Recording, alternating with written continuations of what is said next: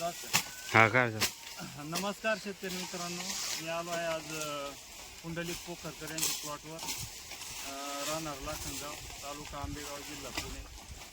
आज त्यांच्या ऊसाची तोड चालू आहे, तर जाणून घेऊ त्यांच्याकडून दोन शब्द. साहेब, कसं काय वाटतं तुम्हाला?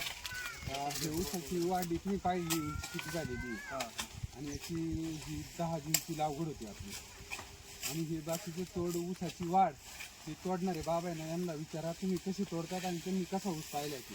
साहेब, आतापर्यंत तुम्ही भरपूर शेतकऱ्यांचे ऊस वगैरे तोडले असते, भरपूर त्याच्यामध्ये शेतकऱ्यांचे ऊस तोडले, पण असा ऊस आम्ही बघितलं नाही. 15 वर्षापासून आम्ही ऊस तोडलो, पण हा ऊस एकदमच लांब नाही.